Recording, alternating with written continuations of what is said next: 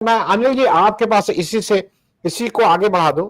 एक और चीज धीरे से सेट की जा रही है और बार बार इसको हमारे साथी लोग भी इसको कह रहे हैं कि भाई एसआईआर का मुद्दा नहीं उठाना है, ये कोई मुद्दा नहीं है, राहुल गांधी से यही गलती हुई, राहुल गांधी को ऐसा। और जैसा आपका कहना था कि एसआईआर ही मुद्दा है, बाकी मुद्दे गौण है, चाहे वो थोड़ी देर के लिए अडानी जी भी आ जाए, अंबानी जी भी आ जाए, एसआईआर को पहले ठीक करिए। जो तारालाल जी का कहना है कि बिल्कुल फोकस्ड है, ये इलेक्शन का स्वीकार नहीं है जिस तरह से पूरा प्रोसेस हुआ है। मैं अनिल भाई इस पे, क्योंकि लार्जर क्वेश्चन है, और जैसा तारालाल जी ने कहा कि भाई ये आज एक बिहार में हुआ, 12 राज्यों में और कर रहे हैं हड़बड़ी में, और वो बिल्कुल साफ है कि वो करने क्या जा रहा है। मैं इस पे आपका कि एसआईआर को स्वीकार करना है, बिहार को स्वीकार करना है, और मैं उस बात पे आगे आता हूं जो बात चल रही है कि शायद विपक्ष शायद इस्तीफा दे, एक साथ दे। वो कैसे देगा, उसकी ऑप्टिक्स क्या होंगी, शपथ लेके फिर देगा कि रामलीला मैदान में आके देगा, क्या देगा, वो उसकी ऑप्टिक्स हो सकती है। लेकिन इस तरह की बात सीरियस चर्चा है कि विपक्ष जो है वो बिहार में इस्तीफा दे सकता है।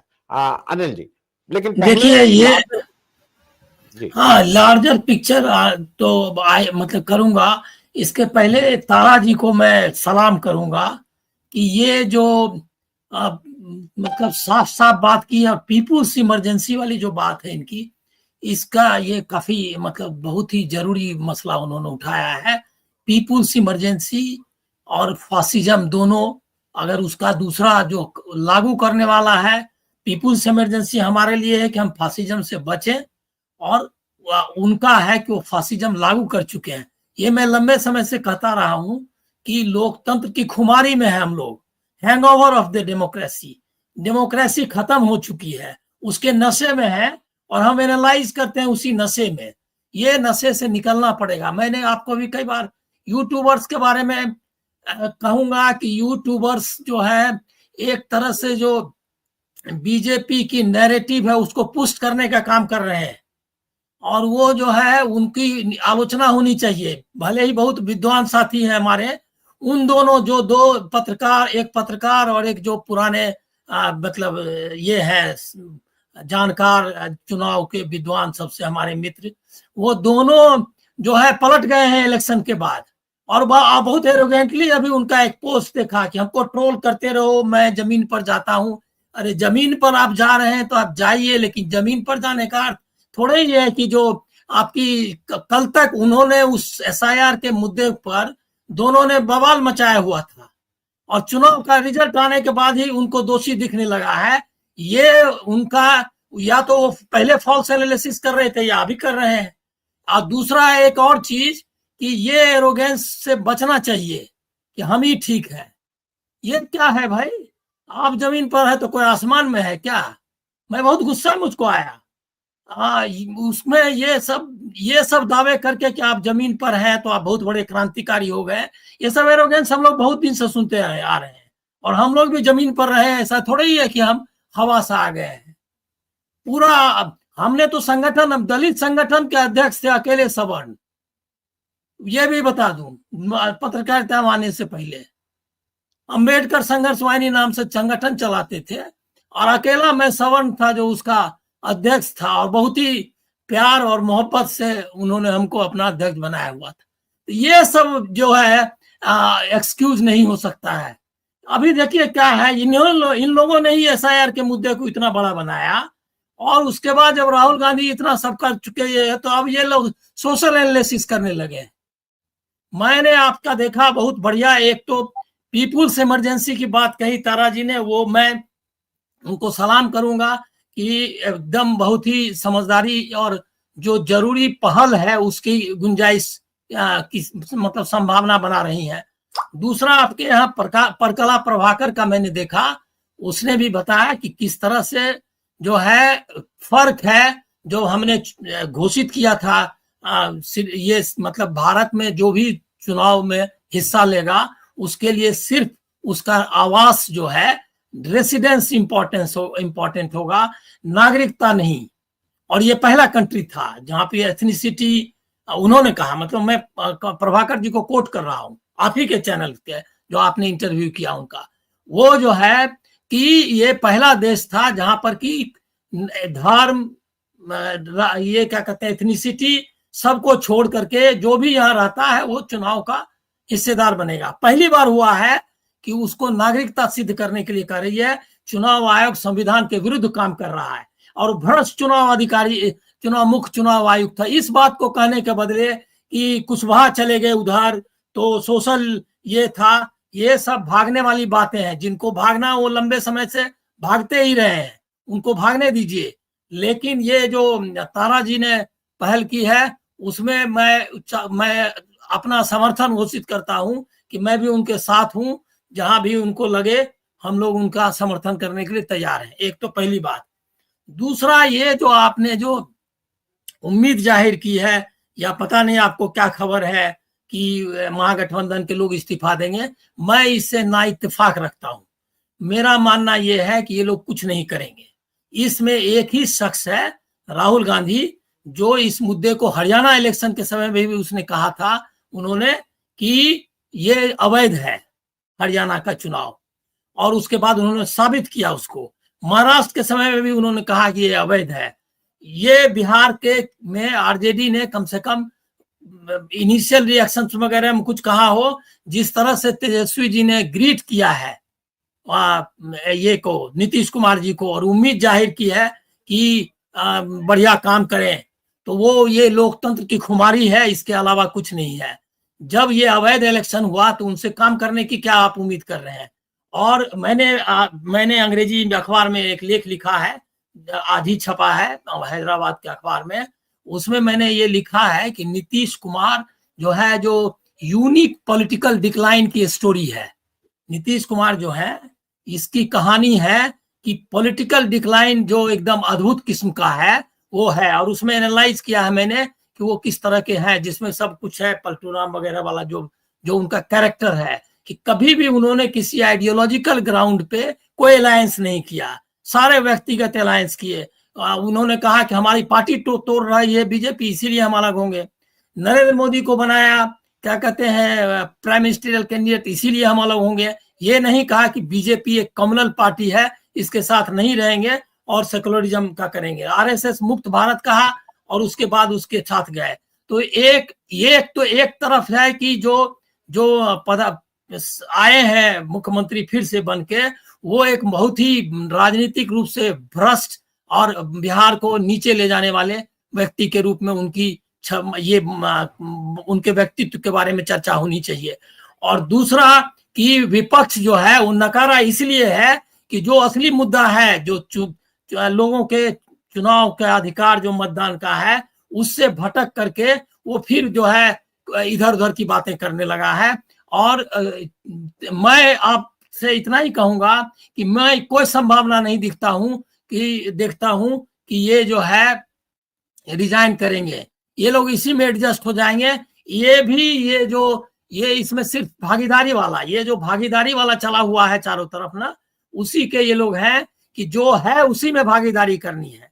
तो उसमें है कि भागीदारी में विपक्ष के नेता बन जाना है, अपना इधर उधर टहलते रहना है, कुछ नहीं करना है। 5 साल तक आपके यूपी में भी वही चलता रहा। संयोग था, लोगों का गुस्सा था कि वो जो सीटें आ गई लोकसभा में। इसके अलावा अखिलेश, तेजस्वी, अखिलेश ने भी बधाई दी है मेरे ख्याल में।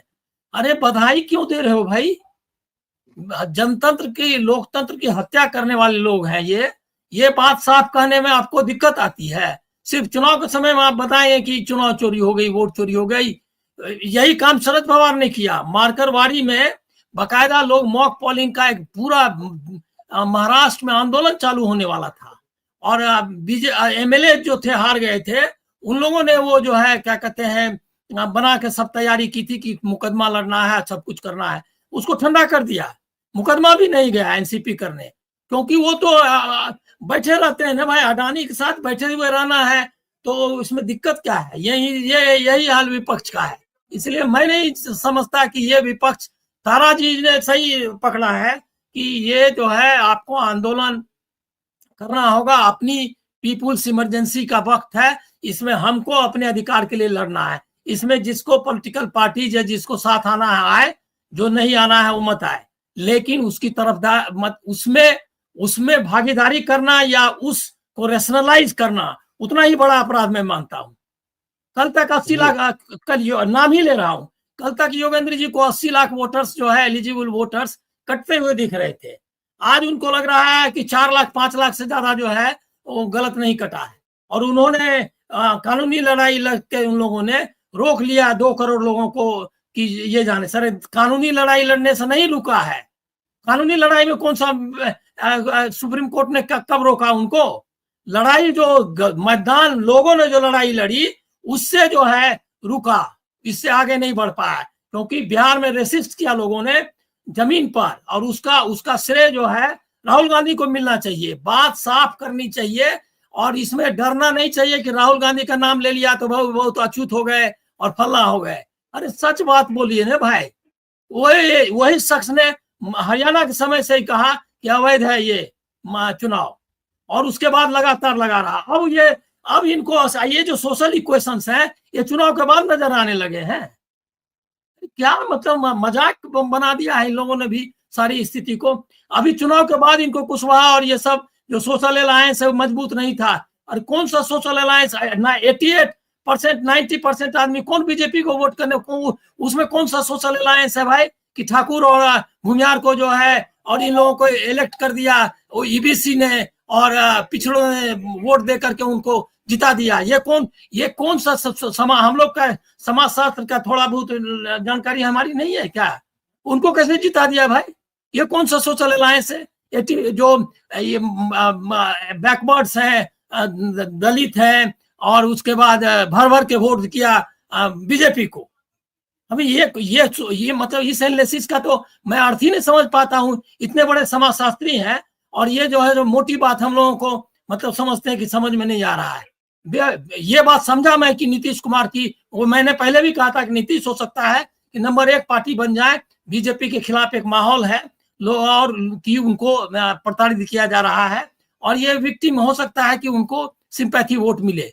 लेकिन बीजेपी को वोट देने का कहां से सवाल आता है? लेकिन वही हुआ हरियाणा से लेकर के महाराष्ट्र तक में 88-90% जो है सो बीजेपी का आदमी जीतेगा। उसके बाद उसका सेकेंड अलायंस वाला जीतेगा महाराष्ट्र में 77% 80 के नीचे, और उसका 70 के आसपास जीतेगा थर्ड अलायंस। जैसे चिराग पासवान का 71% है शायद स्ट्राइक रेट। उसके बाद जेडीयू का है 81% या कुछ ऐसे, और 88 पे। ये कौन सा इलेक्शन और कौन सा एनालिसिस है?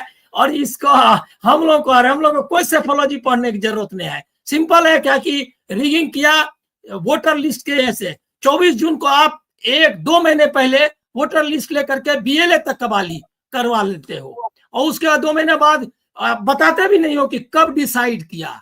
आरटीआई पर आरटीआई, सुप्रीम कोर्ट में बहस, आज तक नहीं बताया कि किसने और कब कौन सी बैठक में ये चुनाव आयोग ने डिसाइड किया कि ये एसआईआर होना चाहिए। कोई उसके बारे में ट्रांसपेरेंट पता नहीं है। किससे पूछ के किया था?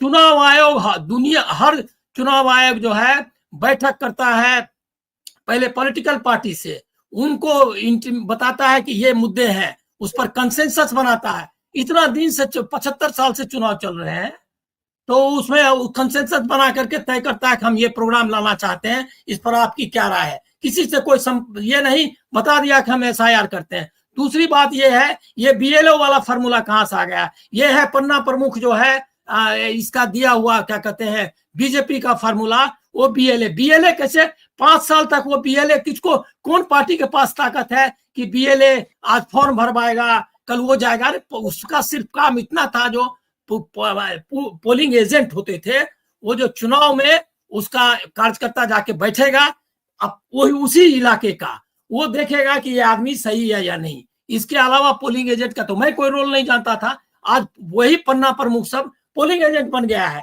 और हमारी जीविका दीदियां वॉलंटियर बन गई। कौन सा कानून भाई चल रहा है? कौन सा इलेक्शन हुआ और उसको रेशनलाइज करने पर तुले हुए हैं हमारे मित्र लोग। और उसके बाद क्या कहते हैं अपने राइटियसनेस का भी डंका लेकर के करते हैं कि हम तो भाई सबसे सच्चे व्यक्ति हैं। अरे सच्चे और झूठे का सवाल नहीं है, और हम तो जमीन पर जा रहे हैं। आप जमीन पर जाइए कि आसमान में जाइए, जो लॉजिक दे रहे हैं उसके बारे में तो बताइए। अनिल भाई कंक्लूड करिए फिर और प्रेम जी और संजीवी से बात कर लें। ठीक है, मैं